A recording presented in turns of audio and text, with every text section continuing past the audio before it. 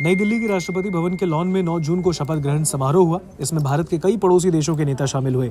भारतीय अरबपति गौतम अडानी और मुकेश अंबानी भी इसमें शामिल हुए।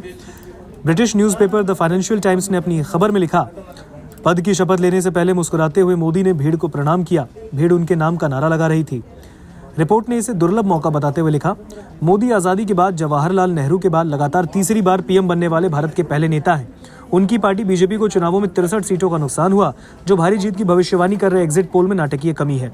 विश्लेषकों का हवाला देते हुए कहा गया कि प्रधानमंत्री मोदी को अब सरकार चलाने के लिए कूटनीतिक कौशल सीखने होंगे। राजनीतिक रूप से विवादास्पद सुधार योजनाओं को धीमा करना होगा और बीजेपी के हिंदू राष्ट्रवादी लक्ष्यों पर काबू पाना होगा।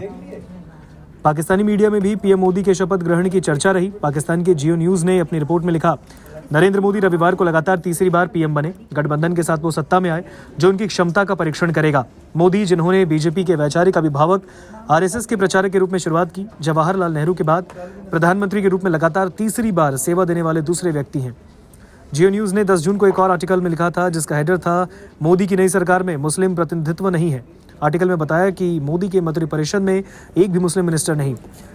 द न्यूयॉर्क टाइम्स की रिपोर्ट के मुताबिक नई सरकार के शपथ ग्रहण के साथ ही नई दिल्ली में राजनीतिक माहौल बदल गया। रिपोर्ट के अनुसार संसद में बहुमत न मिलने पर प्रधानमंत्री नरेंद्र मोदी ने विभिन्न गठबंधन सहयोगियों की ओर रुख किया, जो प्रासंगिकता और चर्चा का आनंद ले रहे हैं। बीबीसी ने रिपोर्टिंग की अधिक वस्तुनिष्ठ शैली अपनाई, जिसमें मोदी 3.0 और चुनाव परिणामों पर कोई विश्लेषक टिप्पणी नहीं की गई। हालांकि इसने ये भी उल्लेख किया कि सत्तारूढ़ गठबंधन ने एग्जिट पोल द्वारा अनुमानित अंतर से कम अंतर से जीत हासिल की। एक ऐसे चुनाव में जिसमें भारत के विपक्ष का पुनरुत्थान। अल जजीरा ने रिपोर्ट किया कि बहुमत की कमी गठबंधन सरकार में नीतिगत निश्चितता सुनिश्चित करने की बीजेपी की क्षमता का परीक्षण करेगी। इसने गठबंधन के 2 दिग्गज नेताओं नीतीश कुमार और चंद्रबाबू नायडू से गठबंधन को मिलने वाली चुनौतियों का उल्लेख किया, जिनके गलियारे की दूसरी ओर दोस्त हैं और विपक्ष उन्हें लुभाने की कोशिश करेगा।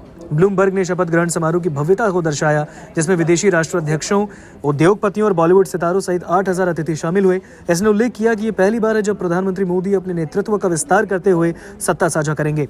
फ्रांस की एएफपी समाचार एजेंसी ने इस आयोजन का पूरा ब्यौरा दिया, सजावट से लेकर गठबंधन सहयोगियों तक, जिनका समर्थन सरकार के गठन के लिए महत्वपूर्ण था। हालांकि नए मंत्रिमंडल का विवरण अभी तक ज्ञात नहीं, लेकिन इसने कहा कि बड़े गठबंधन दलों ने अपने समर्थन के बदले में भारी रियायतों की मांग की है। यूएस की एबीसी न्यूज़ ने लिखा, उनके हिंदू राष्ट्रवादी बीजेपी ने 2014 और 19 में भारी बहुमत से जीत हासिल की। नवीनतम राष्ट्रीय चुनाव में अपने दम पर बहुमत हासिल करने में विफल रही। यह पहली बार है जब मोदी के नेतृत्व में बीजेपी को संसद में बहुमत के लिए अपने क्षेत्रीय सहयोगियों के समर्थन की जरूरत पड़ी। नमस्कार, मैं हूं मानक गुप्ता। अगर आपको हमारा ये वीडियो पसंद आया हो तो इसे लाइक और शेयर जरूर करें, और हाँ, हमें सब्सक्राइब और फॉलो करना ना भूलें, ताकि आप देश और दुनिया की कोई खबर मिस ना करें।